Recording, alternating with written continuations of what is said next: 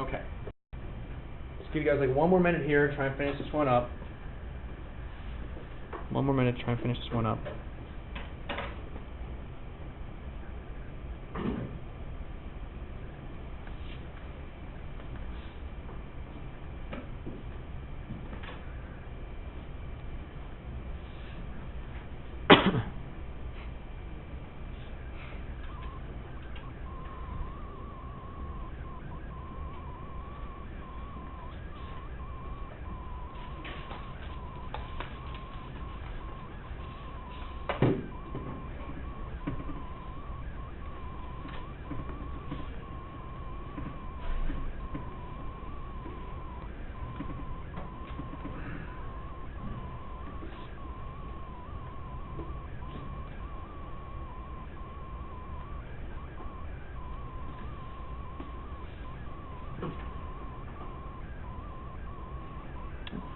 Top right corner there is what we're looking at, Connor.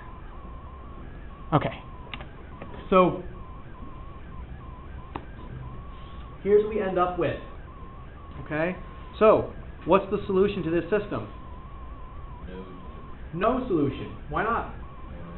They never intersect. That's right. So this has no solution. Okay? The easiest thing to see, because they clearly do not ever intersect. Okay? We can talk real quick through the problem here because I see that, because the graphing part can be kind of tricky. So again, for example, this very first equation that we're given here, it's not quite solved for y. What do we need to do to both sides here to get the y by itself? Subtract 1. Yep, or add a -1. You could have been right saying it that way too. And so we have then this -1 here. Then we have the equation like this. Our vertex is right 3 and down 1. So right 3 is 1, 2, 3, down 1, there's our vertex. And again, I picked some points. I actually skipped 4 and did 5, and then 7. I found that 5 and 7, when I did 5 minus 3 and squared it, and then did times a half, it gave me like a nice number. Same thing with 7, 2, 7 minus 3 squared, and then times a half minus 1 gave me nice numbers here, so I could graph that much easier, and then use the symmetry. For this, to get this equal to y, we first had to subtract x from both sides. So it's -y equals 6 minus x.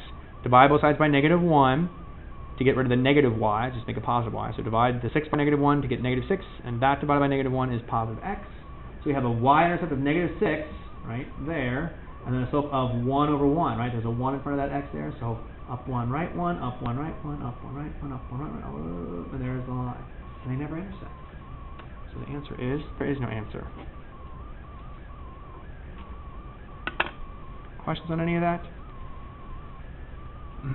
Okay, so again, I'm going to try and make sure when you guys have these on your test that they would be, nicer numbers. This is a little bit hard to work out. Would that mean that you would have imaginary solutions? Exactly, it'll be imaginary solutions, yes. Yeah, it is like solvable, but it would be imaginary answers. And we'll maybe see that show up here in a little bit. Yeah, in fact, well, so let's see here, letter A. Okay, so alike solving systems with lines, with two linear equations. When you have a linear and quadratic system, you can also use elimination. But we're going to skip elimination because I think that's, I don't know, it's debatable about whether it's better or not. We are going to look at substitution, though. Okay, so let's see here. How do I want to go about doing this? Okay. That's really messy. Okay, so, well, let me just show you how we can do this. So like in letter B, you can see our system here. We have y equals 1/4 times the quantity x minus 3 squared, and we have 3x minus 2y equals 13. So again, we're on page 192. Okay, the top page 192. And it says solve by substitution. Now, if you guys remember solving, knock my microphone over. Solving by substitution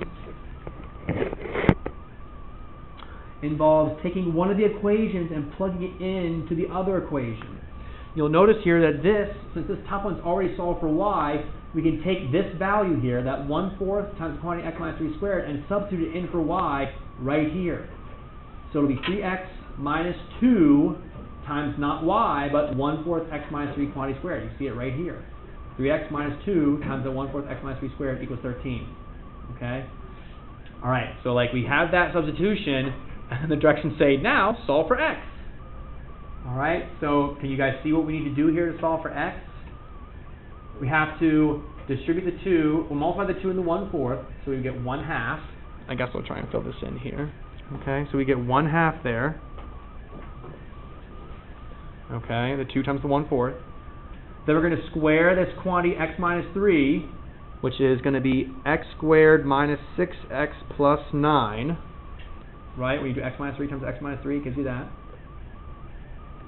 Then we distribute this minus 1/2 to each of these 3 terms here. So negative 1/2 times x squared, negative 1/2 x squared. Negative 1/2 times negative 6, positive 3. Negative 1/2 times positive 9, negative 9/2. Okay.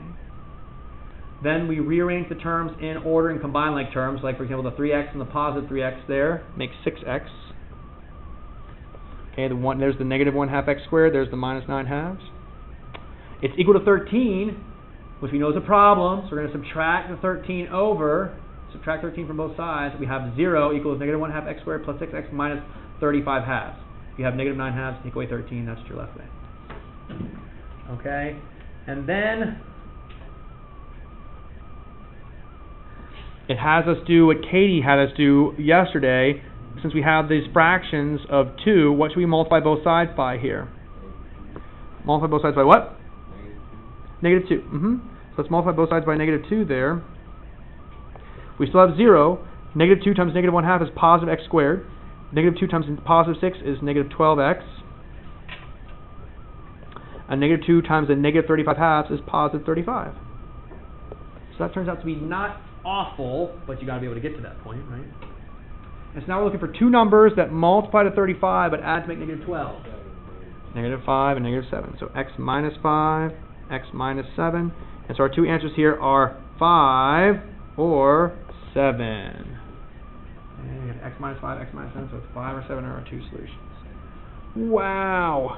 But of course we're not done yet, because we have the x coordinates, we got to find the matching y coordinates. And how do we find, if we have the x coordinates, how can we find the matching y coordinates? Plug it in.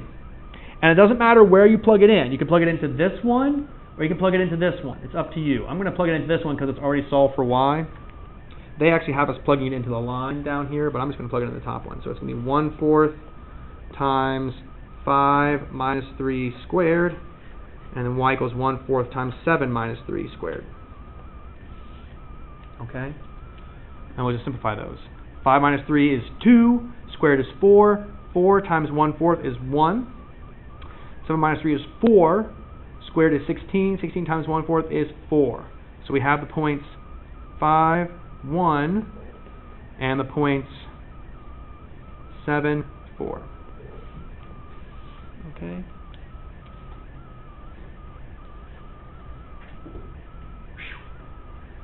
These are not that easy, not super easy, not super easy.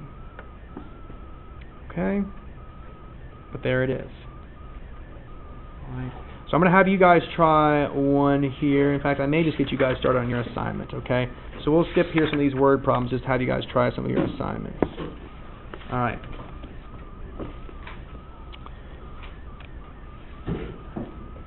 So I will have you guys try numbers 3 and 4, starting on page 197.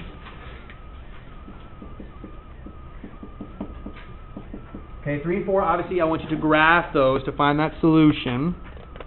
Okay, so 3 and 4. And if you turn the page, let's see, oh, they weren't very nice on many of these here.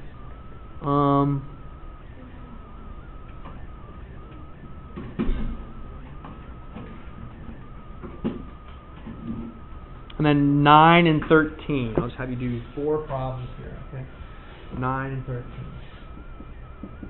So essentially, 3 and 4 I want you to solve by graphing.